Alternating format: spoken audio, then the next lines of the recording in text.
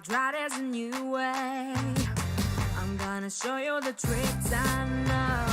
Not getting tired of talking, so I made up a show right now.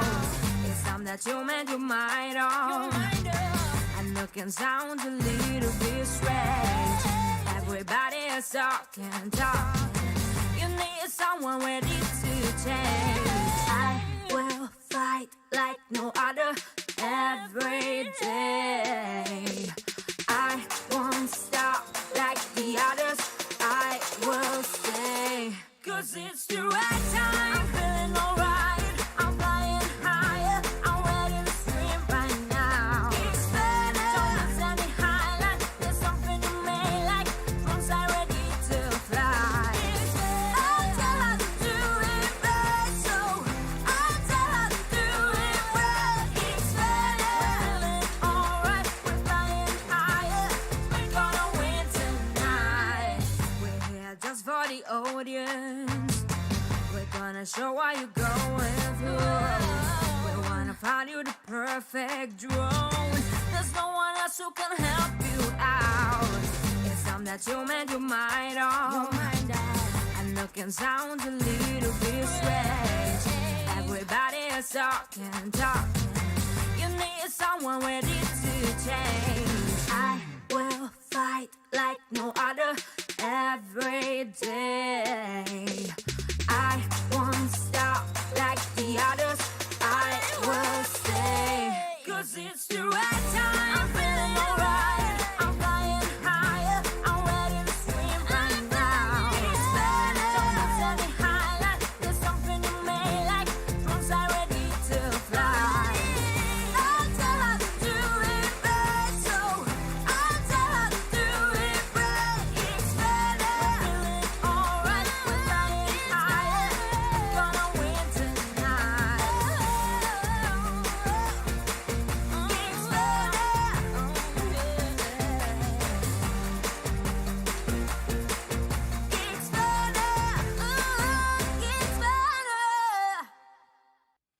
I hope you're all singing along at home there to the new revised Geeksvana theme tune. Hope you do like it. We've got a remix version coming out on it very soon, actually, which will be very interesting. It's great to see you all. Thank you very much for joining us this evening. Superb to see everybody, all the usuals in the chat.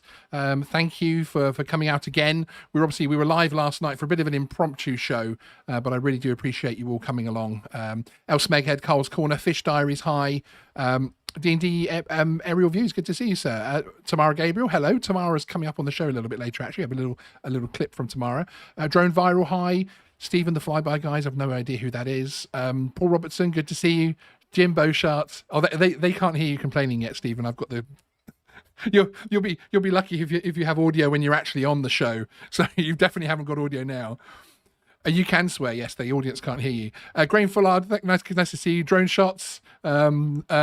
Great to see you. Thomas, Ariels, great to see that you, as you're saying, you've made it this evening. They're now making me try to smile by swearing in my ear, which is very professional, I have to say. Mudball Creative, good to see you. Carl's Corner. So, okay, I just played you, Andrew McQuillan, singing Everything is Awesome. I now just mute him again. So thank you very much for joining us. I really appreciate you all being here. Just a quick piece of housekeeping for the channel members. We were supposed to have at 7 o'clock this evening, we were going to have our first drone mental session, but unfortunately I've had to delay that this evening.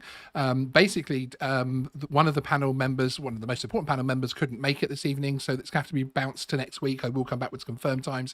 We also had the good old COVID-19 visit my house this week, where unfortunately my other half came down with it, so the prep time and everything for all of the shows this week has been a little bit crazy, which is interesting, frankly, because we've actually been taking a break from recorded content. It's quite fortunate I did this week.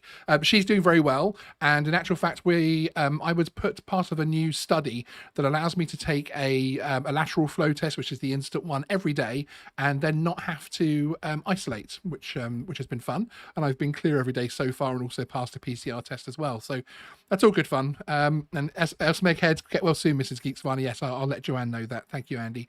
But she's much fitter than I am, shall we say. So she's doing very well, bless her. I'm not sure I would have done particularly well. Not an optical flow test then, says Elsmekhead. Well, no, indeed. Okay, so coming up tonight, we're going to be talking about the A2 CMC, the GVC, Article 16, and none of it at all, where you can fly, what the best mix is, that type of thing, and answer any of your questions that you've got regarding that. So please do let us know in the chat. If you've got any questions, you can @GeeksVana and then place your question and we'll come across to it. We've also got some viewer videos coming up. We've got something from Tamara Gabriel as well, which we're going to play out. And we've got a preview of an extra live stream we've got coming on Tuesday the 23rd, next Tuesday, regarding iGal. So we've got a bit of a promo preview to play out on that, which I'm very excited about. So without further ado, let's turn on their audio and let's bring the guys in. Hi, guys. Did you say eye gouge? iGal. No, International. I said eye gouge. Yeah, it's good to see. It's good to see that you read the run order for the show. I just thought it was what a certain someone wanted to do to you. Well, I can't think of anybody that would want to gouge my eyes out. Can anybody else think of anyone in the world? I do. Oh, okay. Who? I can't say. You can't say for legal reasons. Yeah. Yeah. Okay. Is it anything to do with Huge Drone 2.0? I couldn't eye gouge you because I wouldn't be able to go into production into the device yet. I need a lot of money for that, so I'm not backed enough. So we're starting a crowdfunder this evening for the Sean eye gouging. Andrew McQuillan just needs $75,000 to take what is already a finished product into production. So with your help, we can get that started. Is it bad that I know the promo video word for word? And just to point out from the word go, I'm terrible with communication. Oh, okay. That's just so send me your money, but don't expect any communication. Yeah, I think you'll be extremely well suited to the crowdfunding platform. Okay. But it's okay, Andrew. It's okay because you can just do everything in block capitals. Yes. Ah. Yes. Isn't that? I think I've been to that school of PR. You can then spend the following 24 hours emailing that person who you're in live chat with, threatening them with legal action and calling them all sorts of names under the sun. So yes, you could do that. It probably suit you quite well, actually. I think so. Yeah. Okay. So yes. So as I said, we're going to be talking about quite a few different things this evening. One very quick reminder is that this evening, for those of you in the UK who are up late this evening, and of course those of you in the US, I'll be co-hosting Ken Heron's show Thursday Night Live TNL, which is on Ken Heron's channel from 1 a.m. in the UK and 7 p.m. Central Time. And we've got a really cool, very interesting niche guest on this evening, actually. So I'm really looking forward to chatting with him. I won't spoil what the guy does yet, but yeah, it's really interesting. I'm hinting, I suppose it's something to do with drones. Technically, yes. Yeah, technically, it's aviation stroke drones, I would say. But it's going to be, really, really interesting, frankly. Especially because I'm going to be on there. I mean, how interesting is that? Sean twice in one evening. Yeah. So it's a title of your tape. Are you saying it's the title of my sex tape? And you're just being very polite and don't want to say it. Now, I am actually thinking of calling a podcast that we're going to be doing together. I actually think I might call that title of your sex tape. I think it would be a great one. I think it's a great title for it, frankly. Can we just ask in the chat, if you understand that reference, type 1. If you don't, type what title of your sex tape? I think most people know that. Oh no, sorry. If you understand if you understand the reference, type 99 into the chat. If you don't, just type any other number. So you've just told them to type 3 different things. So what is it? I know. So if they type 99 if you know what it is. Title of your sex tape. Type 99. Yeah. Otherwise, don't type anything. Yes. Just type any number. That's not 99. Any number. Okay, because I was about to say, it's not generally a good thing to tell people not to type in the live chat. Just type any number that's not 99. When you're live streaming, 911. See, 911, I don't even know if that's just they get it or they don't. That's actually quite complicated. Can I just say something here? Who the hell actually has tapes now anyway? Where did tapes... Oh, sex tape, right, yes.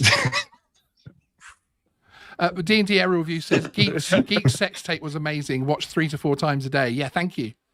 I knew you should have got those Ring cameras. It was filmed in my early days when I was much more in my peak, shall we say. Now, see, on the run order, at the end of the show, it says time for going squirrel and wrapping up the show. And for some reason, we're going squirrel early tonight, which I don't mind. It's been a few weeks since we've had you on, Andrew, so it's good to see you, sir.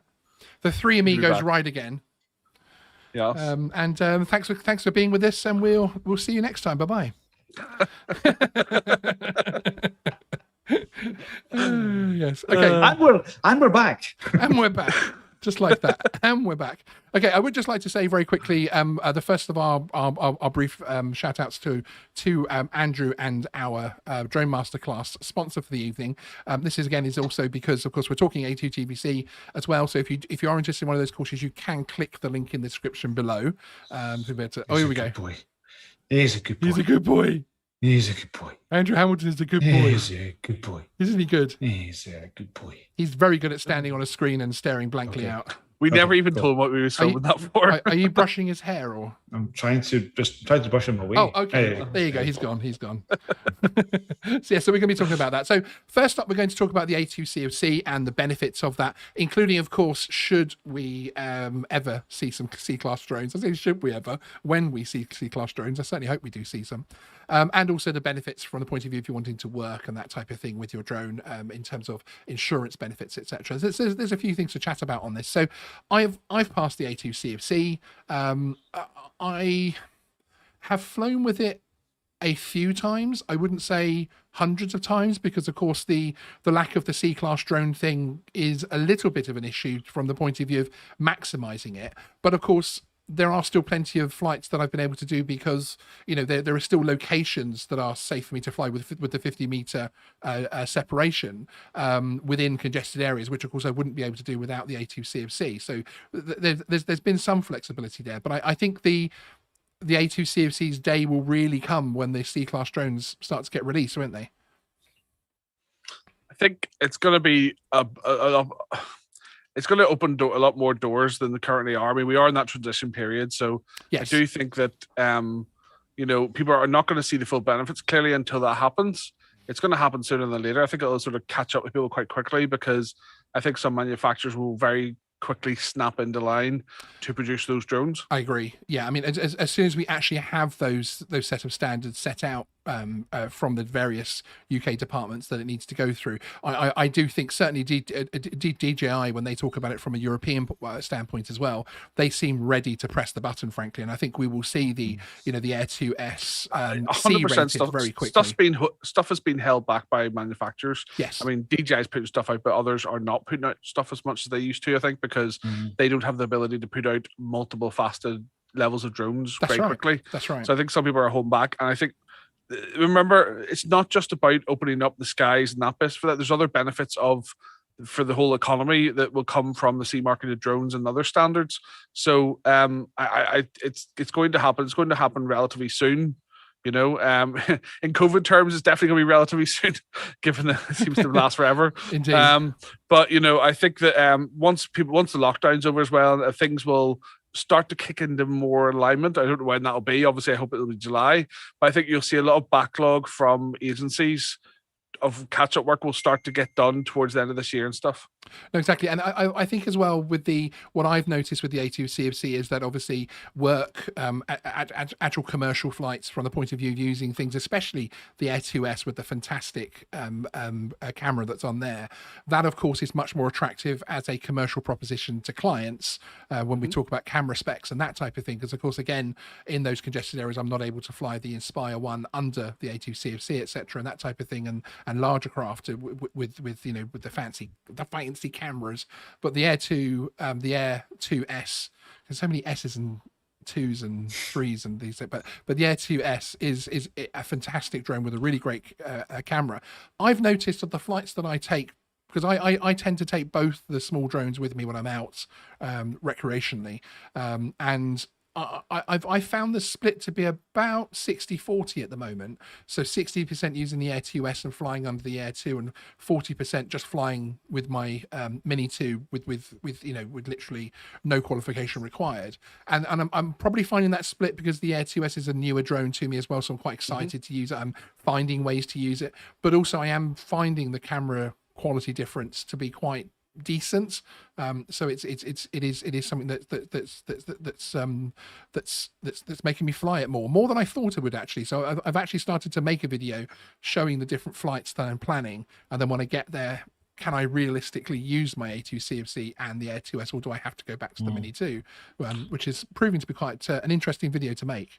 But I think the one thing I've noticed in the last few months from the line of work that we undertake within drones is the amount of Mini 2s out there being flown by people completely new to drones. Yes. It's substantial. It's nothing like we've ever seen before. And we have one of our functions is to provide some level of statistics in relation to certain things like that. And we've never seen such an uptake as we have with the Mini 2 in various sort of circumstances. So I do think that will, as with all these things, it's not just people are going to get a Mini 2 and fly sub 250. I think that is going to bring people into the wider spectrum, because I think you'll get to a point with a Mini 2 where you want to go a little bit more, even as a hobbyist. So yeah, I think that when the C Mark drones go out with the A2 CFC, I think that will be the gateway. Yes. But I think the Mini 2 is probably a fantastic gateway at the moment, because people are learning in a sort of relatively constrained basis, albeit you do get some exemptions of that. But I do think that, it will become a gateway. I don't think any of these new ones, we're seeing lots and lots and lots of people joining the drone industry from scratch.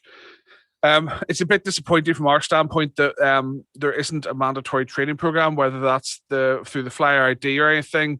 It's not required for the Mini 2, so that's very disappointing, just because you want them to fly safely and lawfully and legally. Yeah. And a lot of them just don't know what the law is. Yeah, it's a very difficult question, because it's one of those things that, sorry to talk over you, Stephen, but I don't care what you're saying.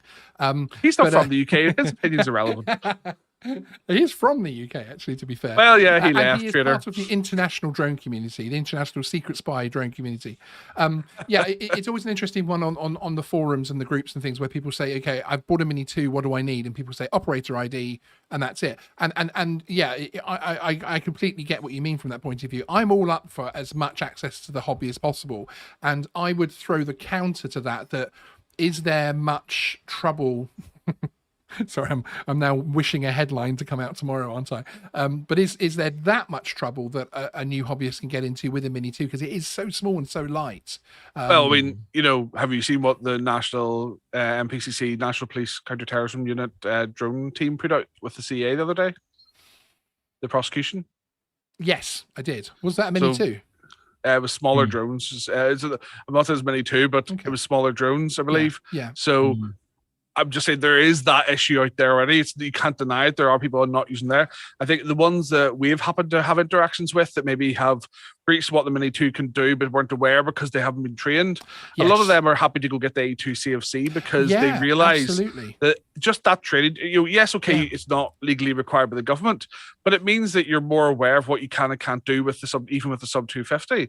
And why? And even if the thing is, police are being trained now that you should have an open or certified or specific category, one of those three. Yes, obviously this is exempt, but Joe Blogs on the police officer on the streets may not fully get that yet. That's right. So having something from the CA to show them actually will make it a lot less hassle when you're flying as well. Yeah, it does. It does. If you're going to go to a council and want permission to take off from their land, it's unlikely they're going to give you permission with nothing. Yeah, and that is the thing, because when they do say, okay, what are your what qualifications do you hold? At least someone with a Flyer ID is able to say, I have the CAA Flyer ID, so I've passed this basic test. And plus, you can get insurance with that too. My first video that I did on the new rules, which was a live stream, I actually did say that you needed a Flyer ID and operator ID, because that was the original plan. And then when they exempted it and the rules changed, I didn't even think of checking that part, because I thought, of course, there'll be a Flyer ID for the sub 250. I would take it for all existing Mini 2 people that don't have anything, take it with a large pinch of salt. That can change in the future. Yeah, exactly. So we are going to get new raft of legislation out in relation to all these other changes, like certifying things. When those come into line and remote ID, things will change from the current. So don't assume the current will be the same. Yes. You may as well cover yourself with an A2, because worst case, it's going to go into the A2 category, really. Yeah, and it's interesting as well, though, because obviously what you kind of have at the moment is that sort of not knife edge, but the two sides of it pushing, where of course you have the hobby wanting to be as free as possible, of course, these experienced flyers, etc.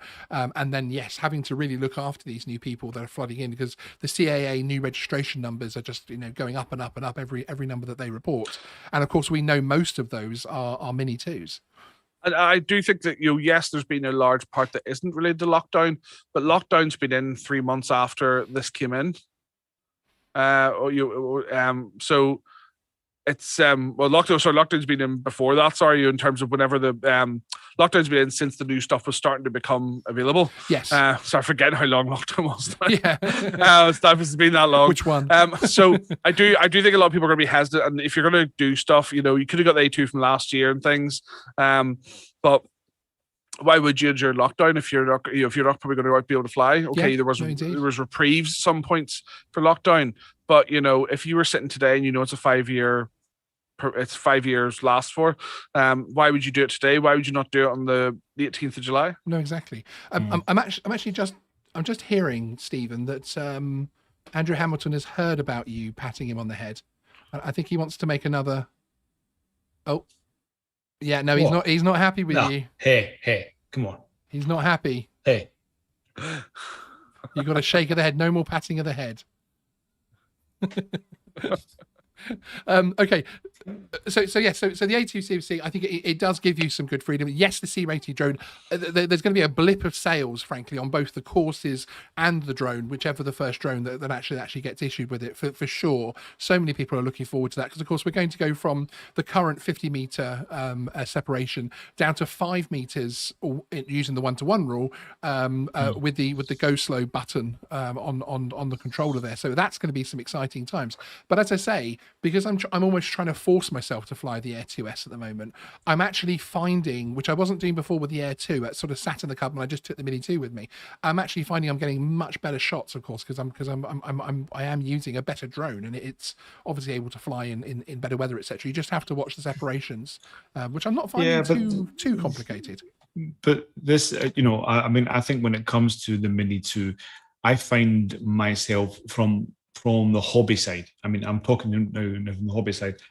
It's easy for me to just throw in the Mini 2 into the bag and then to just fly and to get. But if I'm really looking for some quality shots, I'm not going to use the Mini 2, because I really want to get the best out of the camera. Now, when it comes to someone thinking that they can start a business, thinking the easy way is to go and get a Mini 2, I have to doubt their own ability to capture data or whatever it is that they're trying to do. Now, if they're capturing either real estate pictures or some video or some, something really, really basic, then that's okay. But we should be thinking about where the industry is going, and to think that people can just start up a business and go and use a Mini 2 for whatever. Yeah, this is a completely different side. I think it comes to interesting. It is interesting. You want to be a business that uses drones or a drone business, because if you, for example, are a roofer and you want to go and look at a gutter or a leak, it may be suitable for you. Yeah. But exactly if you want to start a multifaceted exactly drone business supplying drone services, yes, you're completely right. Yeah, of course. Yeah. But I mean, I do see this quite a lot, and I know some people who are doing this who are saying that we do roof inspection, blah blah blah, but they never actually provide what they're actually delivering. I like to see that if there's a one sheet, if there's some kind of data sheet that they can deliver showing, certain bits of information and stuff like that. Is this all done by hand, or are they just taking pictures and then deliver? That to me is not a viable business in that sense. You have to deliver something. It's not necessarily a viable business, but it's still a viable potential income stream, because I do know people now that are making money that way. And also what you're finding, of course, is the roofing companies and people that have a need for looking at the top of buildings and that type of thing, and where a drone would be useful, they're getting the Mini 2 and they're adding that service to there. So the roofing company themselves are buying the drone. So that's just like a tool for them. That's just like a tool. That's just like owning a camera. But that's again something they can charge the client for a little bit of money for, which they're not having to subcontract out. They're also getting things done quicker. So I think there is a room, there is a hole there for the Mini 2. I think obviously the advantage you start to get when you're talking about work with the A2CFC is the insurance side of things, and of course you are a more insurable prospect if you have qualifications. You approach an insurance company and say, hey, I'm going to run a drone business and I'm going to run it with the Mini 2. Great, fantastic. What are your qualifications? Well, I've got a flyer ID and I've read the manual, and that's not necessarily going to get you in my opinion, an affordable sort of risk scenario for being able to do things and for getting things relatively cheaply. I do think that whenever we sort of get to the sort of sci-fi point where there's more and more drone usage and things, it's going to be smaller drones doing small things like that, rather than, because if you look at what the Skydio does, you're going to potentially end up with something like a Mini 2 autonomous drone in the future, which while that person's doing paperwork about the survey down below, it's automatically going down the roof. We are close to that. Yeah, I've long said that I think we're going to have at some point, the mobile phone drone. Frankly, I think we're going to have something in our pocket that we're going to be able to throw up in the air. We're going to pre-program it to say, I want a picture of this, and it will do the work. So the software knows knows the law in the area. It's dialed into UTM, so it knows if there's any delivery drones in the area, that type of thing. And it will go to 100 feet if that's all it can go to, and take the photo and come back. So that level of automation. But you think of what we had 5 years ago, 4 years ago. Yeah. When you had the Phantom 4, the Phantom 4, the Phantom 3, or the Phantom 2. Those were quite. Those were things that you couldn't even listen I'm sorry, can you put in your gestures for the Phantom 2? You're doing like that, camera that big, which is about the same ratio to you. So I think that was correct. I'm just want to let the viewers know it wasn't that big. It's just maybe the way Stephen's built it's a bit smaller frame. Okay, unfortunately, Stephen, do you want to show everybody how tall you actually are? Because Stephen is height challenged. We were actually having an argument because we kind of called it we call ourselves the Three Amigos, and we were deciding who was who. And for some reason, I got Martin Short, and I said, well, am I even the shortest guy? Because obviously, not only is he called Martin Short, he's the shortest guy in the group. And it turns out that I wasn't the shortest person, was I, Stephen? No. Who's the shortest person in the group, Stephen? Well, apparently it's me. But not that it matters. Of course, you're infinitely successful in life and a very happy man. Yeah. You are rocking life. But just be careful when he gets down from his high horse. Are you going to show us getting down from your chair there at all? We'll put you on the spot. Careful, don't fall. Oh, there we go. So that is now that's Stephen. Okay. Oh, right. I'm going to play out. I'll give you a video very quickly. This is why Stephen gets to go on so many trips, because the customer who brings him on those trips around the world only has to pay a child's fare. I'm going to play a video now, which is from one of our moderators, our senior moderator, El Smeghead, which is a really great video. So enjoy this one. It's only a short clip. Whilst we're going away, actually, I just wanted to answer a question of, I think it was Travels with Rosie that asked the question, whether I prefer the Air 2S or the Mini 2. I think my answer to that is probably Air 2S. It just has so much more functionality, and the camera is amazing. And it feels like a real jump up from the Air 2, which I still have. It's absolutely fantastic. Can we answer a question from TA Air? Yes. So Elsmeg flagged it. I've still got a PIFCO. Does that become a GVC equivalent? When you renew it in this year, it will become a PDRA 01 operational authorization. That basically becomes your sort of specific category permission. You will at some point have to get your GVC qualification, but it's not yet. Isn't it 2024 they're talking about at the moment for GVC? It's moved. I think it's moved around a bit, but it's all the stuff from end of 2023. I think essentially PIFCO is being grandfathered in, essentially, isn't it? At the moment, and you'll still hold and still have to renew your PIFCO. As long as you keep it renewed, it is. If you lapse, it's not. That's it exactly. So make sure you renew. And obviously, there's the additional modules coming out for GVC. You aren't able to get those without doing the GVC, as far as I'm understanding. Yes. So to add top up, if you like, which would be like EVLOS, BVLOS potential ones. So yeah, you will have to transition at some point. It's just not now. Exactly. I mean, they haven't even got C-class drones sorted out yet. But anyway, let's play this video.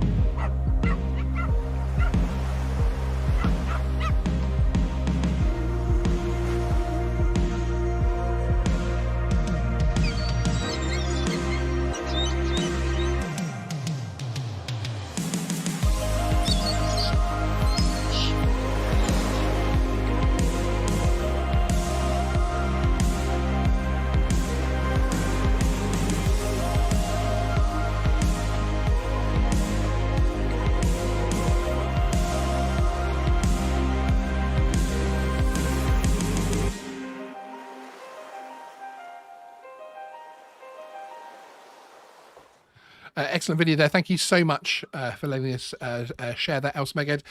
There will be afterwards. We got 4 videos tonight. There'll be links in the description after the show to those videos. Elsmeged, please put a link to your channel in the chat though as well. It'd be great if people can go along and support him. He does everything from fantastic drone flights to that to some unique, edgy comedy, shall we say? So it's certainly well worth a look, in my opinion. But that was actually filmed with a DJI Mini too, so that shows that. I assume that construction work is for the anti-fishing boat guns to stop the French fishermen ramming the Guernsey ones again. Is it? He can't stop himself, can he? He can't. Andrew, He can't. no he can't stop politics. himself. That's not politics. That's just facts of life. Facts of life. So, you really are Vernon Kurzweil tonight, aren't you? Oh, oh. There we go. That's another solicitor's letter in the morning. Quickly, go to end credits. Let's see. Yeah, that's it. Let's go to the end credits and see if he turns up, shall we?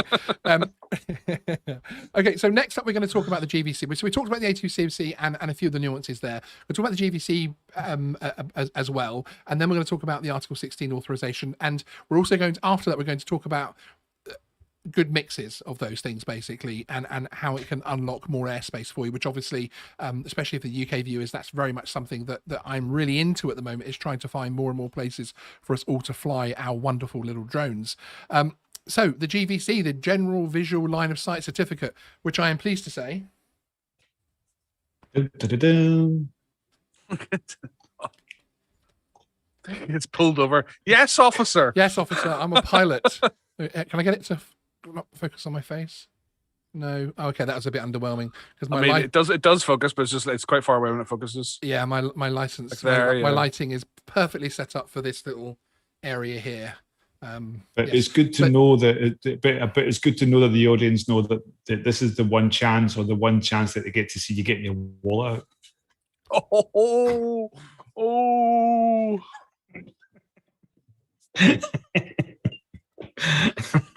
You know that news we had off air earlier? I mean, you know. Eh. He's so disgusted, he walks off. You know why he says that? Because he physically can't open the wallet; it's too big. Yeah, if I handed this through the camera to Stephen, it would probably cause him like a lot of physical harm.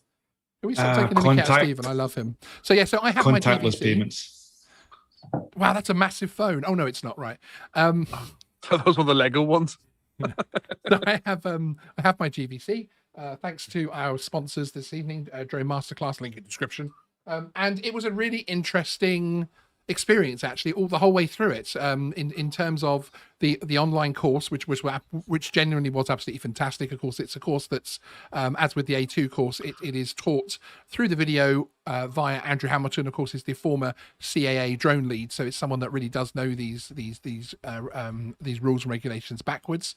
But also there was a guide as well, which I found very, very good. The PDF guide that accompanied those videos was very detailed, and rather than having to go back and watch videos all the time, there was actually a study course for me to go and look at, which I really did enjoy. And of course, you all know how my flight assessment went because we streamed that on Geeksvana. So that was. You should ask Andrew Hamilton to come back on screen and give us a gesture as to how he thought it went. Here we go. There we go. That's what he thought. Oh, are you sure? Yeah. Okay. What, about my own about my own performance. I'm not going to bring anything else on, am I? So yeah, so it is a really great course. It was very interesting from the point of view of the in-depth stuff that it got to learn about. But obviously, of course, it's then opened up other things for me, and there are other contracts that I'm now starting to get and look at and apply for, etc. Because it allows me to fly much bigger aircraft, again, obviously with much high quality cameras, etc., capable of doing things like mapping and everything else like that within congested areas, etc., with an operational authorization. So it opens up an awful lot, and there is a big jump there, isn't there, between the abilities that the A2 CFC gives you and the GVC. But I know that you, like some other companies, actually give that as a combined course, don't you? Yeah, so we don't actually at the moment charge. You get your A2 free essentially with any GVC bot, because you get the option of doing the combined exam, because it's just you're covering the same content. So we don't really want to be seen to be profiteering off people, you know, in that respect. So yeah, it's combined. You have the option to you can have the option of not doing a combined exam. It is slightly more questions, but it will give you both sort of more versatile in that respect. Depending on what you're flying, obviously, it may not. If you're flying something big, it's not going to be that helpful for you. Yes, but yeah, no, we try and be as helpful as we can, and that's good. It's working well so far. Yeah, no, it's good. I mean, and again, you know, the GV side, the GV side of things, the GVC side of things, that really is it, when we're talking about before about, you know, whether the type of drone business that you're going to set up. This is the qualification if you want to have a drone business, isn't it? But also if you want to go down the route of varying what the standard permissions are, it's what you need to have. Yes. So that's a key thing for you to consider is that, because if you want to go, you can easily enough, if you put your mind to it, get an enhanced permission at the operational authorization, which are all called the same thing now, which will vary what you're doing and reduce distances. We're down to 5 meters.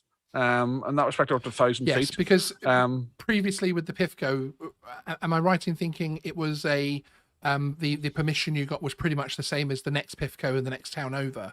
And you know, so you had your standard, what we would term it as a standard permission, which is your basic conditions. Then you can do your enhanced permission, which is your what used to be an OSC. Yes, which essentially sort of still is an OSC, but it's now called an operational authorization, which is the same as it's just the same name as specific category one. And so yes, please carry on. No, it's it's it's putting your mind to it. I don't think you can. It's not that you can't, but it's you shouldn't go straight into that thinking, right, I'm going to go from 0 to 5 meters. 5 meters. Immediately, it took us a few years. We didn't get down to 5 meters until a year or 2 years ago. I think it was 2019 we got down to 5 meters, or I think, or 2020. So are you saying I need to delete that from my ops manual and when I apply for my OA, I shouldn't put 3 meters as my separation distance? Yes. with my what, 30 or 40 hours For the or something that CEA, I've got who with no an doubt will i1. be watching at some point, I did not tell him to do anything like that. Yeah, that's right. Yeah, no. Yeah, no, indeed. Can we have the viewers do not try this at home on screen flash up, please? Yeah, yes, I do actually. Yeah, hang on. There you go. Hey. So yeah, with the GVC as well, we don't have them yet, do we? The bolt-ons, but there are bolt-ons coming which are going to let you do extended visual line of sight operations. Yeah, I mean, there's nothing. They're currently. I know the CA are working on the bolt-ons. I think there's one coming definitely soon enough. It's in relatively final stages based on the last thing I heard from them. There are other people out there offering out courses in relation to other areas like that, but don't expect retrospective permissions on those. The CA haven't set the course in full for those, so until they do, don't expect if you're doing another course in other topics like BVLOS and things, yes, don't expect that to be covering you retrospectively. Okay, excellent. But extended It's visual line of the same sight. with drones and C markings or C. Yeah, indeed. Do not expect retrospective. All bets are off until these things are actually in, frankly, no matter what manufacturers and others might say. So extended visual line of sight, what do you expect that to, let's say I obviously I have my GVC, but let's say I then have my operational authorization.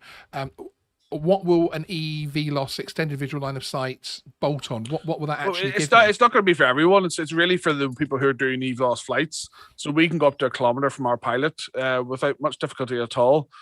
So it's for situations like that where, if you want to, so in an operational authorization, you have to prove how the people are trained to do what they're doing.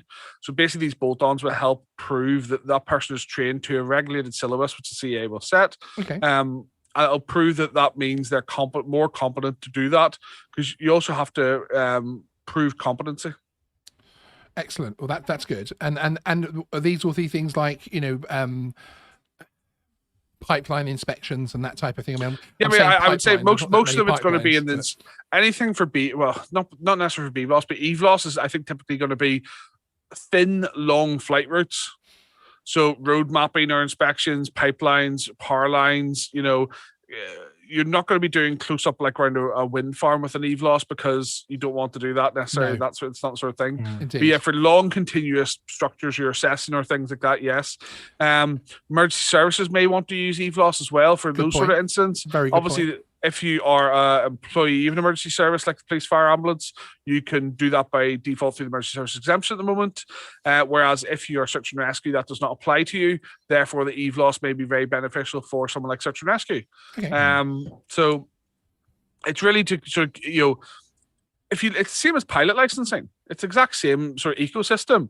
You can get a GA one, and then you can do all the different modules and work your way up to a full airline transportation one for commercial pilots and all your type rating. So it's just becoming the right ecosystem.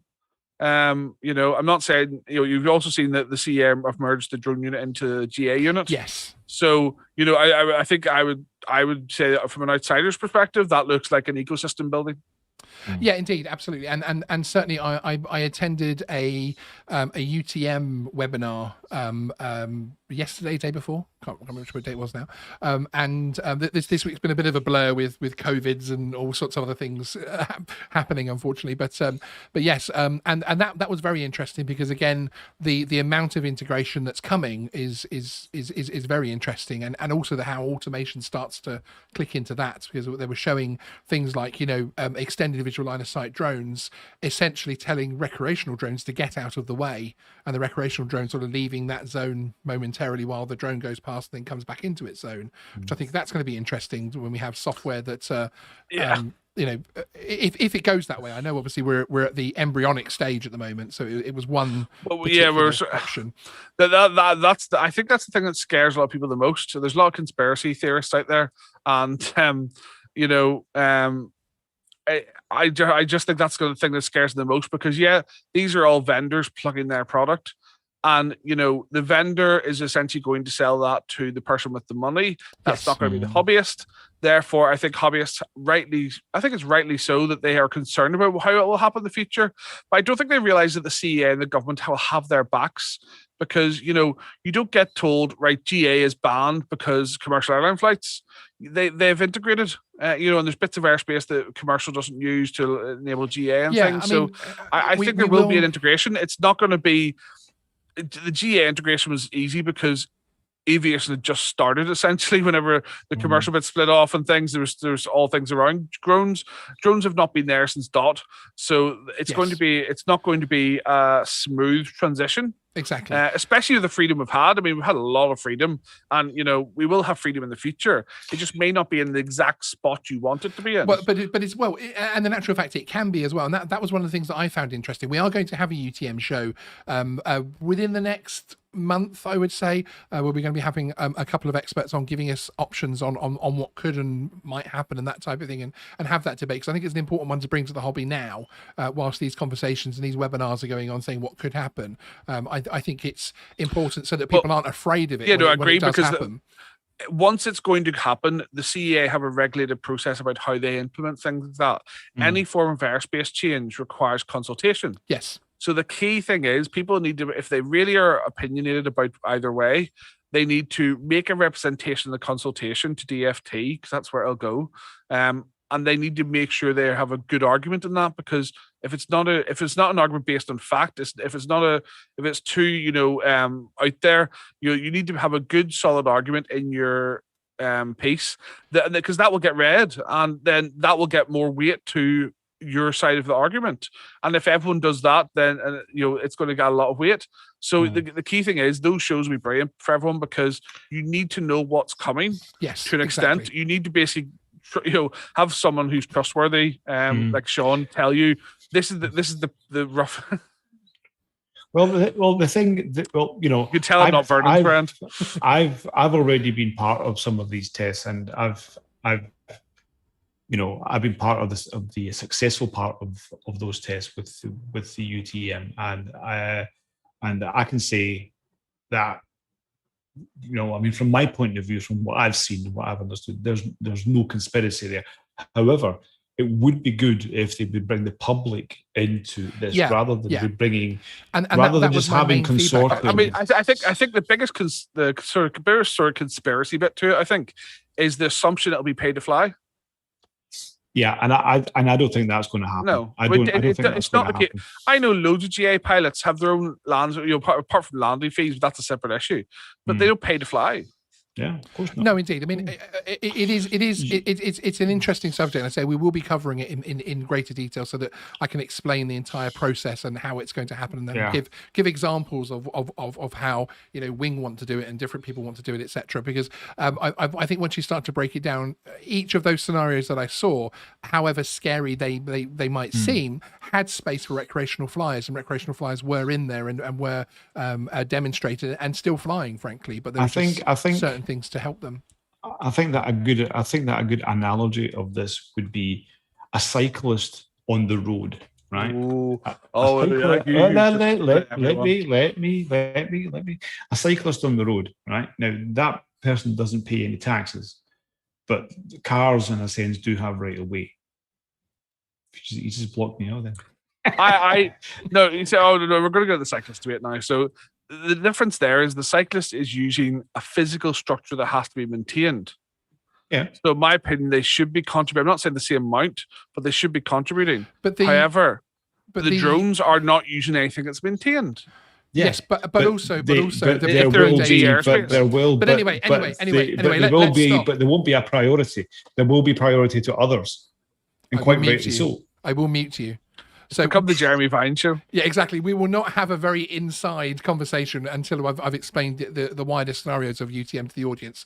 We're going to move on. We're actually going to play another viewer video, which there was a slight explanation to, and then we can carry on arguing about cyclists and UTM while the video is playing, which will be fun. And this one actually comes from one of our channel members, Travels with Rosie, and the reason I wanted to include this actually is because we've been doing some recent shows on giving feedback on people's drone videos. We've also had the wonderful Tamara Gabriel come in and start to teach us all how to be better filmmakers, basically. And I hope you're all now subscribed to her channel. We've got a little video from her coming up a little bit later on as well. But Alex has taken on board the feedback and has actually picked himself up a ground camera, which is one of the things that the feedback was given about mixing a little bit of ground camera work with aerial work as well. And this was one of the first videos that I've seen of theirs where this has come into place, and I wanted to share it with you all basically because it's a fantastic little video, and it shows people moving forward and taking that advice on basically.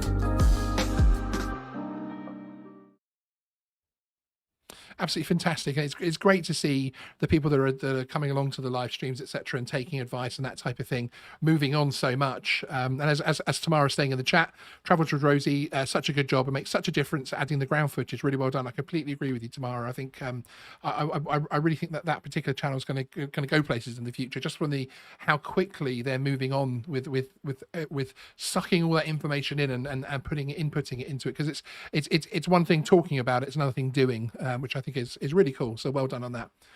Yeah, very cool. Okay, up next, we're going to be talking about the Article 16 authorization, which is frankly a wonderful piece of paper. This is an authorization from the UKCAA, which allows you to fly your drone if you are a member of certain organizations like the BMFA, the FPV UK, and the Scottish one, and another one. I can't remember the Scottish one. Is it SAL? Is the Scottish one? I can never remember the name of it. The Scottish Model Association. Yeah, hey, I'll add them to the microdrone letters from today. So yes, and the idea behind the Article 16 authorization is that you can fly non-commercially in a park with much shorter separation zones. So you'll be able to take off within 30 meters of people, 15 meters if you've taken extra mitigating circumstances. So i.e. if you've got someone there to ward anybody off that's coming close, that type of thing. And if you've carried out a risk assessment, which is very simple to do.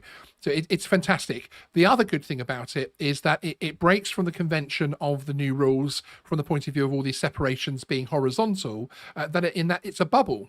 So you're able to fly at a local park with Article 16 authorization within 30 meters of people, but then of course with your camera drones, especially once you get up and out, you're able to fly over people, again being careful and all the not over crowds of people and that type of thing, etc. But you are able to have that bit more freedom. It also means that you're able to fly your drone in congested areas within the park remit. So if you imagine a little sort of like a electronic fence around that that parkland, you're able to fly within that volume of air in a congested area. But again, that obviously allows you to be able to get footage of town centres, etc., and that type of thing, and of congested areas. Frankly, the first time as a hobbyist, if you're a member of one of those organisations, what you'll actually find as well is that. The FPV UK have just actually managed to get a revision specifically for their members, where there's a few more things which have been integrated into that, which I take my hat off to them for not just stopping at what was already a decent authorization, where they've actually gone back and added to it. So that there's now certain automated modes that you can use, whereas before you had to be stick flight only. So there are now automated pano modes and that type of thing can be used, which is, again, I think it is exciting. And where I think, obviously, FPV UK are an FPV focused organization, although they have lots of drone flyers as members as well. But what I like about that is, of course, it's keeping the hobby of the FPV guy and the model aircraft maker who has constructed their drones for decades and gone down the local park and flown them on a Sunday afternoon, with their son, that type of thing, and just enjoyed their hobby. This has kept that going, frankly, as far as I'm concerned, and it is. I think it's a very good piece of well, I was going to say legislation. It's not a very good authorization from the point of view that opens up the hobby, doesn't it, Stephen? I think it's anything that keeps the hobby free, I think, is good.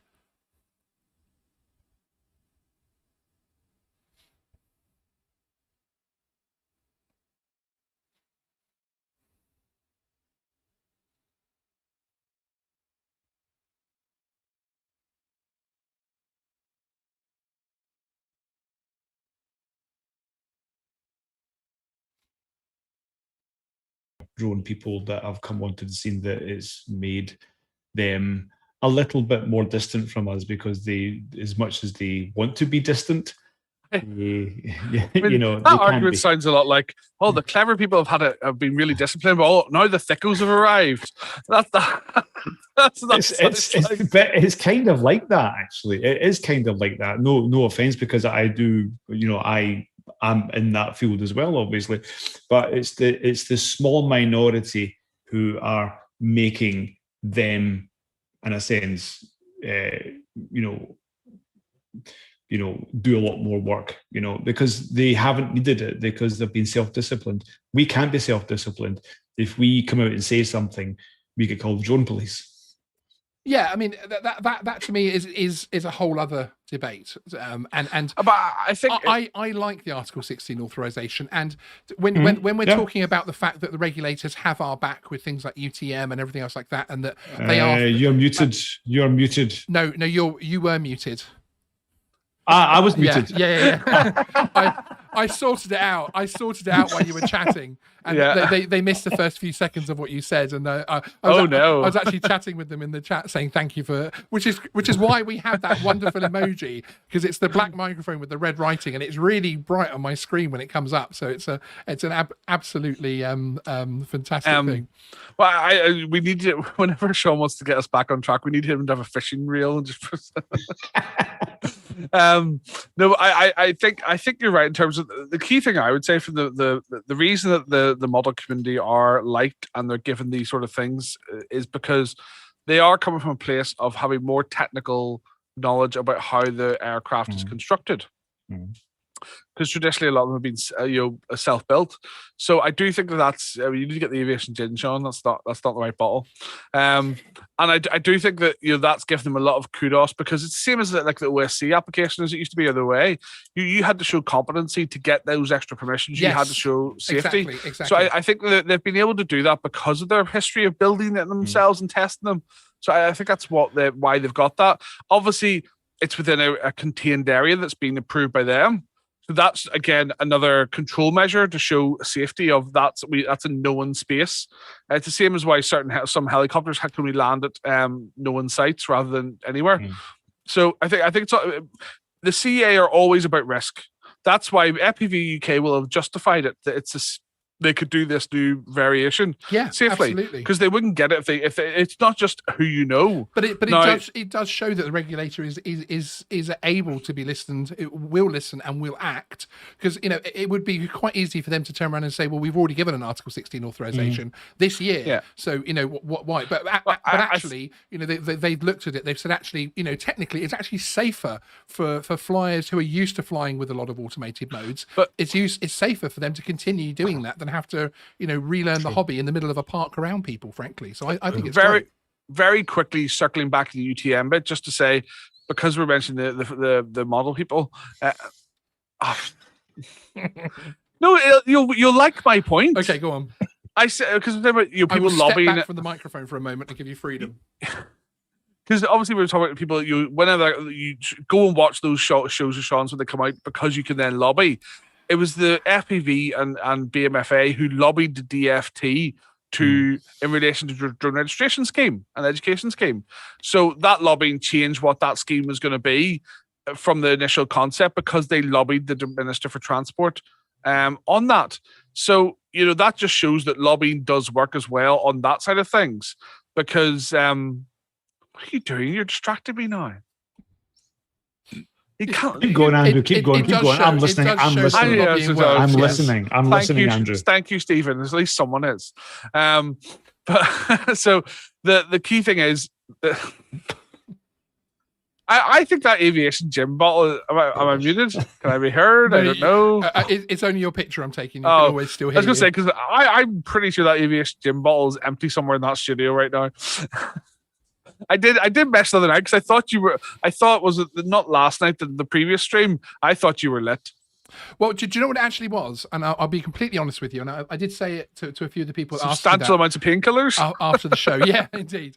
It's actually because I've now have my studio set up in such a way that, and my lovely new microphone, I can have my fan on at the same time as I'm streaming. It's very warm. Is that your biggest fan? fan? In here. Yeah, it actually is my biggest fan. Yes. Okay. And the good thing there is I'm a cooler, so I can be a little bit more sort of happy and animated. Whereas before I was getting very hot and sweaty and stifled. So that big fan in the corner, is that left or right of the dartboard with Vernon's face on it? No, that's Vernon's face is in the shredder. Vernon Kurzweil is a fraudster. There we go. Yes. So another letter on the way. Another letter on its way to me. Yeah, indeed. Yeah. Another letter on its way to me. Yeah. Another contract. Yeah, exactly. Another. Let's not give him any ideas now, okay? So for me, the Article 16 authorization is a solid piece of work where people like Simon Dale have put a lot of work into it and really just show that they've got the hobby at heart. And as people in the chat have been saying, also for the memberships with these organizations, with the BMFA and with them, you do get additional perks and everything else like that, like public liability insurance. And again, when you're talking about having something to show somebody when you're out flying recreationally, you've got this Article 16 authorization, which you can point people towards, which is a very specific, very easy to understand permission, which I like, because you can show that piece of paper to a member of the public and they can grasp it, because it says within 30 meters bubble, 15 meters takeoff. There's a good chance they can grasp it. I mean, there's a lot of people who can't grasp police warrant cards or GVC cards. Yeah, but there's no helping those people, frankly, is there? But no, I think the key thing is we have so many talks on here about where to go fly safely and legally and things like that. These are predetermined sites. It's sort of like the caravan club of drones. They'll probably hate that reference. I don't know. I don't know, because it is any area that's primarily used for leisure. What's the actual? I can't remember the actual wording of it now. But isn't the exemption for known sites, the registered sites? No, not at all. Was it not? I thought it was. Sorry. You only have to have carried out a risk assessment first, which you can actually carry that out on the spot and then file it afterwards. I don't think FPV UK actually asks you to even file them. BMFA file them so that you can cover yourself more than anything. There's a very handy, quick PDF or Microsoft Word upload, and you can upload it to their database. They log it, and then of course, if anything happens, you can say, "Look, I did actually carry out a risk assessment." But it's anywhere of that. So beaches, parks, that type of thing. So to me, it keeps that part of the hobby going as well, because there are so many people in the FPV model and drone community who do like just flying from parks, and it kept that going.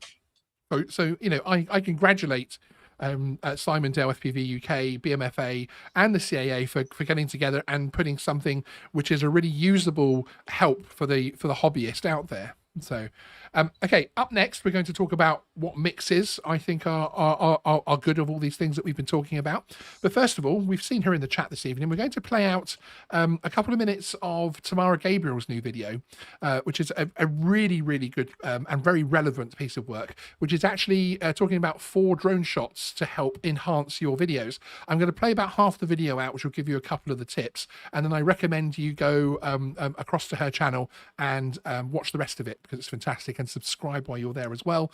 You will obviously know Tamara from our live stream, which we ran. We're going to be running those once a month to help you in your filmmaking process. It's also going to teach me things as well, which I've already started to change the way that our videos are made when we actually start releasing videos again next week, which hopefully you'll enjoy. So yes, let's have a look at this as I just check which one it is.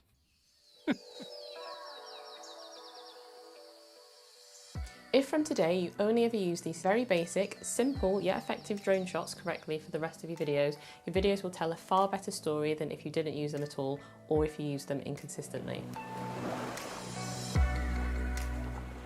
Hey, I'm Tamara, and my channel is all about helping you to create better videos with helpful tips, tricks and tutorials.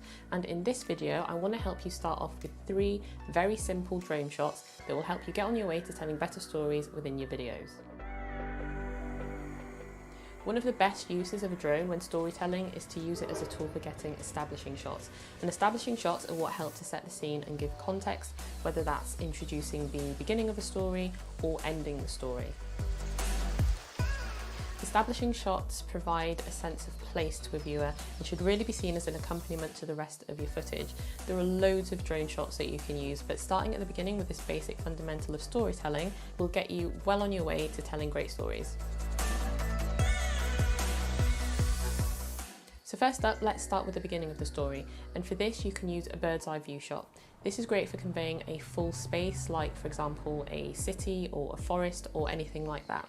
For this shot, you just need to point your camera downwards and fly slowly over the landscape. The direction that you fly doesn't necessarily matter as long as you're heading to the main location or the main subject.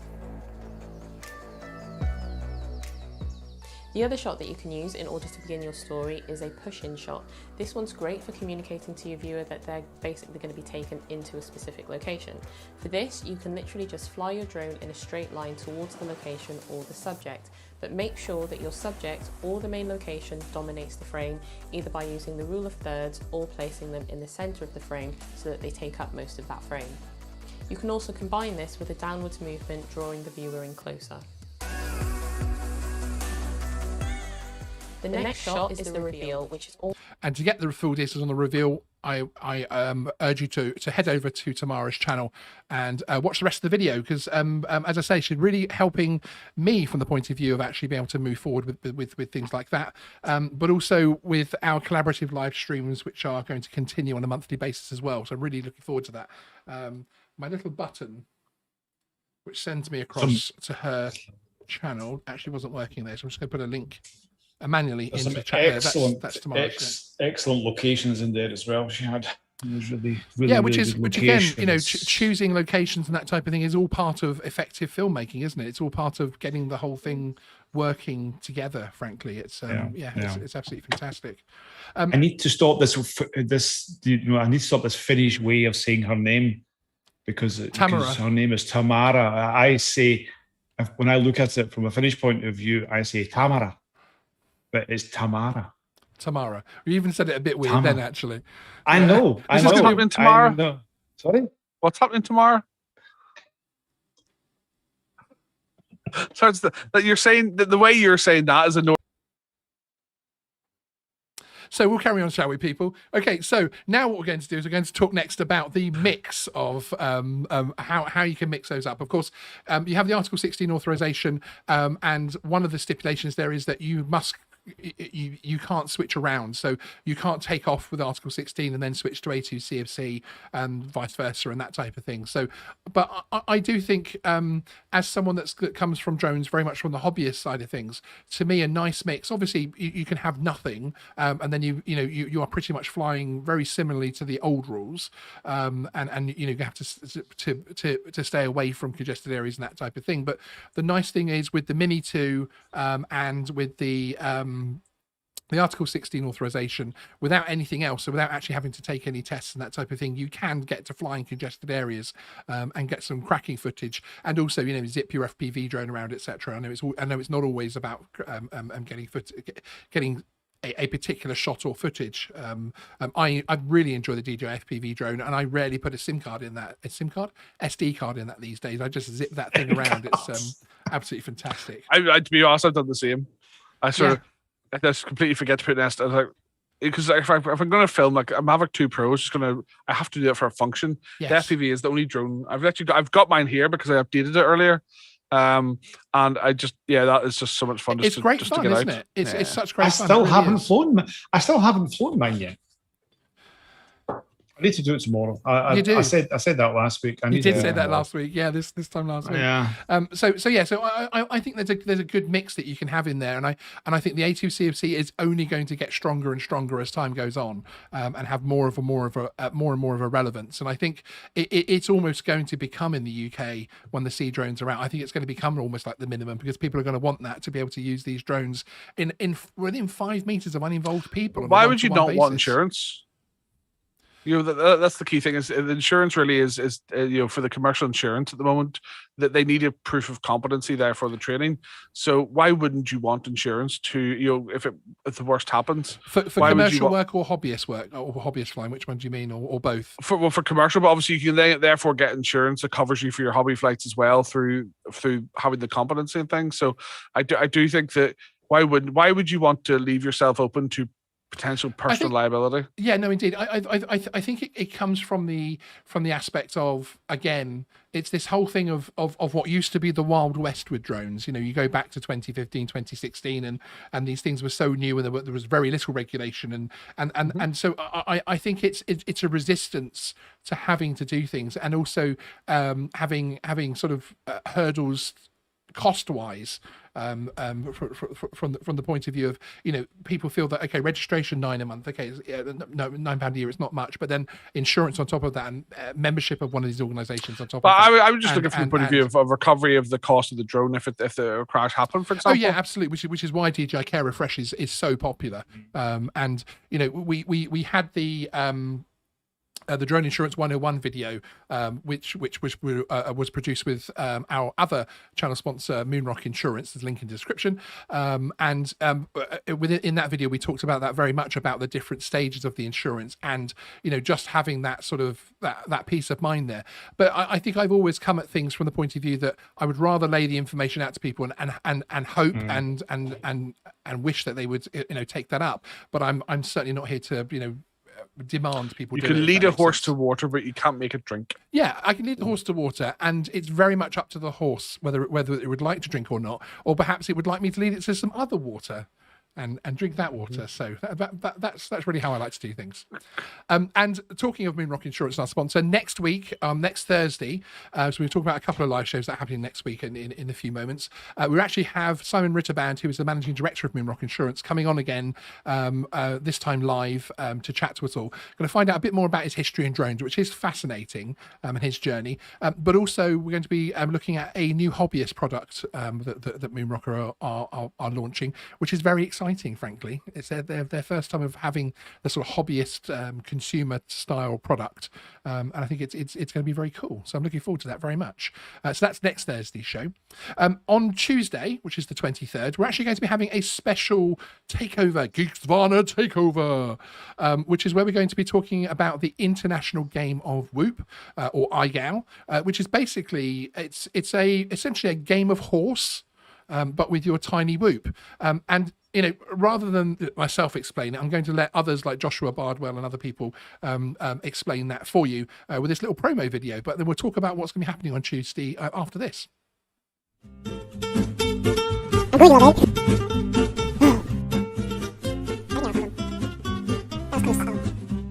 I'm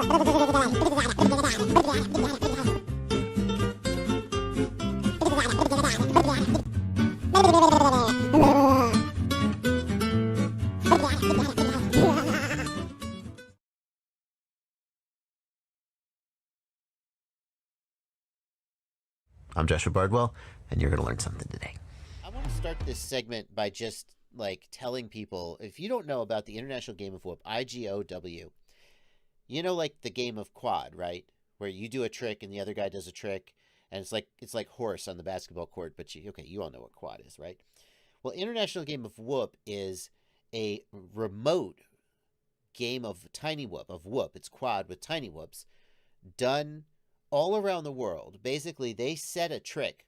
The organizers set a trick each week, and then everybody who's participating submits a video where they do the trick. If you can complete the trick, then you don't get a letter, and if you can't complete the trick, then you get a letter, and then once you get to spelling out the whole word whoop, W-H-O-O-P, then you're out. Now, don't think of it as a traditional competition that it's cutthroat and hard. The Tiny Whoop group, as well as the iGao Whoop, they have got to be one of the most fun and enthusiastic and supportive groups around. So it doesn't matter your skill level. And this is also a way of challenging yourself to do new things. I know it was for me, and it was quite hard to balancing everything out. But it opened my eyes to what I could do. Things I hadn't tried before. Things like flying backwards. I'd never done such a simple thing before. And so at first it was challenging, but after a few packs, it got easier, and I was able to submit that trick and successfully move on to the next week.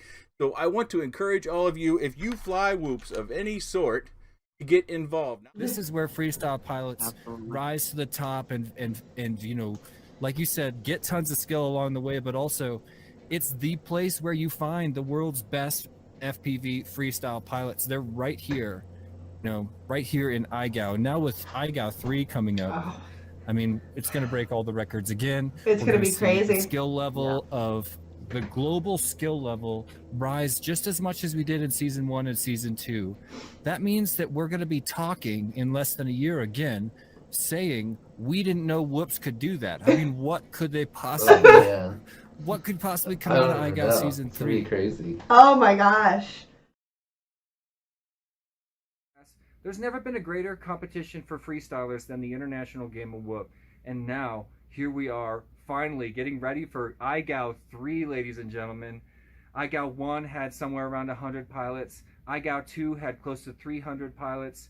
iGao 3 is going to blow those out of the water. We're going to have tons of new pilots showing up, becoming stronger members in the community. And just like the other 2 seasons, when this season ends, the entire community will be aware of a few brand new, unbelievable expert pilots that we didn't even know about. We don't even know about right now. That's a really exciting idea to me because it happened with iGao 1, obviously. It happened just as strong with iGao 2 with almost triple the participation. Now with iGao 3, we're going to see it happen all over again. Hey everyone, Steve K here, Season 1 champ of iGao and Tiny Whoop team sponsored pilot. I just wanted to say, if you're looking at joining Season 3 of iGao, go ahead and give it a go. They're a great community. I had one of the best times of my life doing the competition. Learned to fly better than I had before, and some of the friendships I've had along the way have stayed with me long after the competition, and it's just a great time. So see you guys in the weekly streams. Hi, I'm Daylight FPV, the original iGao first runner-up and the iGao 2 champion, and I'm here to talk about why you should join iGao 3. iGao is extremely special in that it improves your skills drastically in such a short period of time. It's not as hard as it looks, and even if you're just a beginner, you'll have a lot of fun and learn so much, and I'm really excited to see what all the new pilots will do this year. Hey, my name is Augustine Molini and I go by Agilis. I have a quick message for anybody who loves to fly and wants to improve their skills.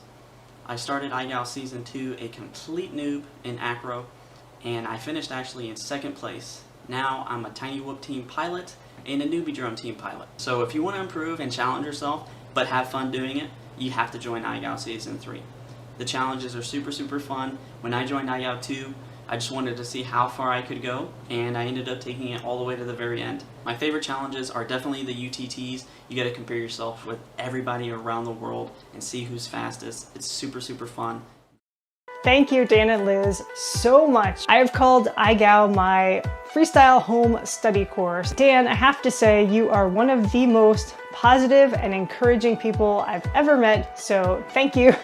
Keep it up. Lastly, I want to say thank you to the iGal community. We're all competitors, but people were helping me out with rates.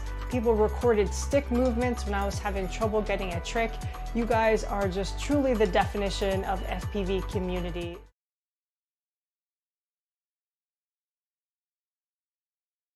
American lady one. Okay, so there we go. That's absolutely fantastic. I'm really looking forward to Tuesday. Dan and Ashley, who you saw there talking to the sponsor, they will be joining myself and co-host live. Really looking forward to that. And that'll be at 9 p.m, I think, or 10 p.m, but I'll be putting the link up in the next couple of days for you all to follow. But yes, there'll be a live show. We're going to talk all about the International Game of Whoop. I'm really looking forward to that and breaking it apart, what the rules are, and have a look at some of the past competitions in terms of the flights and entries and that type of thing. Yeah, but people like Mike Drennan, one of our channel members, has entered it before, and I really enjoyed watching his entries each week. And one thing I really like about iGal is that it's a real community driven thing, and because it's almost like a game of horse, you're able to miss weeks and fail weeks type thing. So it isn't sort of if you fail at one test, you're not out completely. You get to move on to the next week and have a go again, which I really like that concept, frankly. So really looking forward to that. And John Coopy is hosting. Well, I said a co-host. I didn't actually announce that, so he's okay. actually, yeah. So you just announce things that you're told backstage. It's not a problem, Stephen. Oh, can I announce something that's coming up then? Yes, go ahead.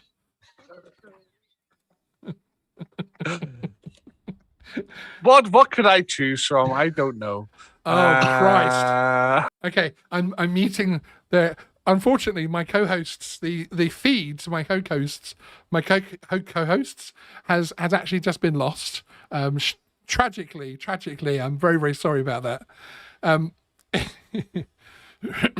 They are now systematically ruining my show in the background by still shouting at me. Okay, I'm bringing your audio back up, guys. Yes, I'm moving on from that. So yeah, it's been a fantastic show tonight. I really do appreciate everybody coming along to join us. Stephen, anything exciting coming up on the channel? I know you've just had that brilliant video about the Mini 2 working with the smart controller, which I think is quite exciting. Yes, I'm working on something kind of unique, actually, that hasn't been done before. Have they got a new drone out, have they? Who? Unique. You said you're working on a Unique. Andrew, are you well? I'm good, thanks. I mean, I'm not aware of a Unique new drone for a while, so yeah, I'm not even sure they're even US based anymore. If they have a presence there, but yeah. Do they still have a UK office? I don't think so, and I'm not sure they even have an American one. But sorry, have Stephen, any offices? I think they must have offices. Yes. It's like a COVID work from home deal now. Yeah. Sweeping generalization there. I think they must have some. There's a garage full of drones somewhere. Els Meghead said Unique have a new drone. It makes a cup of tea. It's called the Typhoo. Oh. And you know what's really just kind of, you know what's actually really hard to buy? A good tea's made. It depends how much you pay her. Or him. We've now got the drone masterclass one. We need a tumbleweed graphic across the bottom. Oh, you should get tumbleweed. Yeah. That would be excellent. It would be. Hey. He doesn't approve. I'm not. It's you. Either. It's you. That keeps getting in trouble with him. Yeah, Andy Keith says we have a problem. Sean's mic is working. I actually messed the audio up earlier, so don't worry. So this has been a little bit of a squirrel show, but we're supposed to have those occasionally, especially when I work with such high-end professionals. I just can't get a date out of you for the next drinking stream. Hey, I'll do a drinking stream. Are you week after next? Are you joining us next week for the insurance stream? You could always come on and have a drink with Simon. I'm in the middle of Cumbria. So that's a yes. I mean, I'll be in the new caravan. It will be like maybe static and stuff like that. Maybe you can see my new caravan. Oh, yes. Very exciting. Well, I'm The new sure we'll get caravan lots tour. of pictures. I'm sure we'll get lots of pictures anyway. So we will have lots of pictures. We'll be seeing you in your caravan sitting outside with your shorts. But you and a said you had white- something. Should we move on from this scintillating conversation of caravans? And you said you had something unique coming up.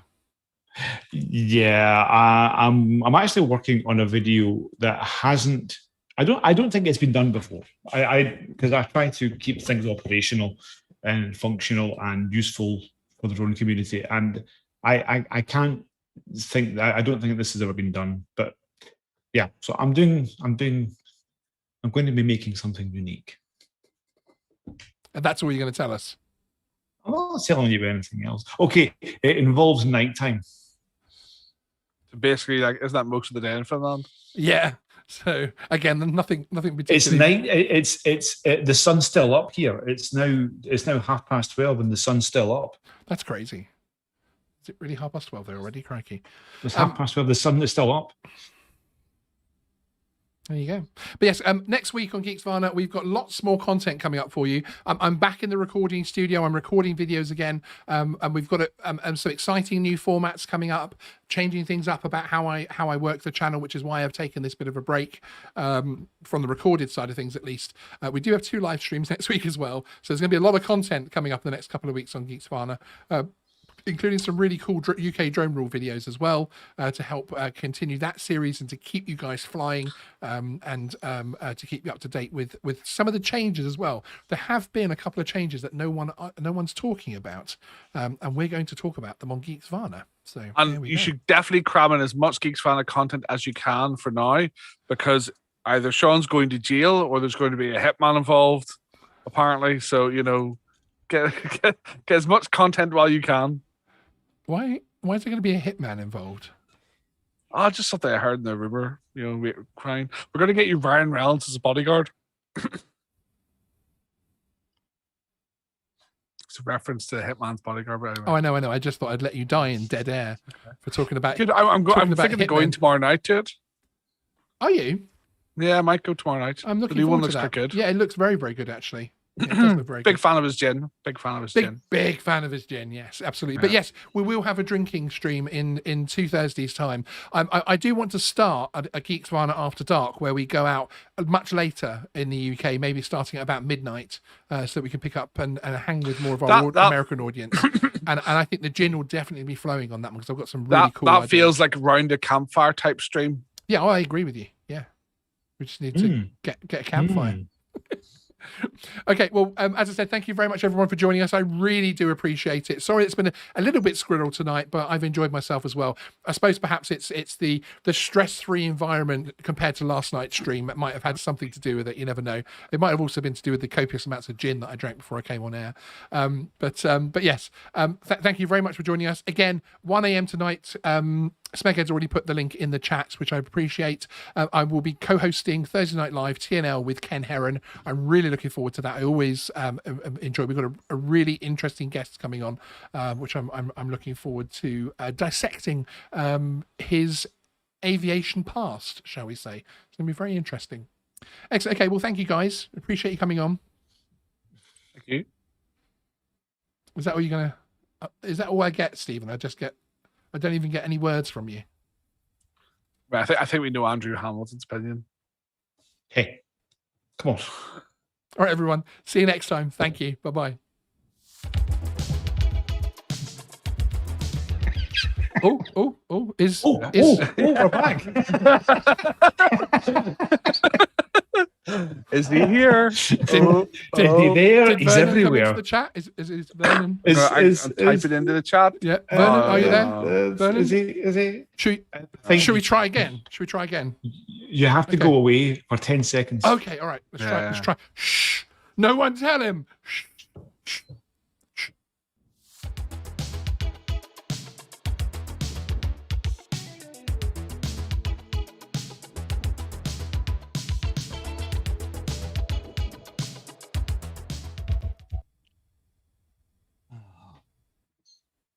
Be very, very quiet. We are hunting Vernons.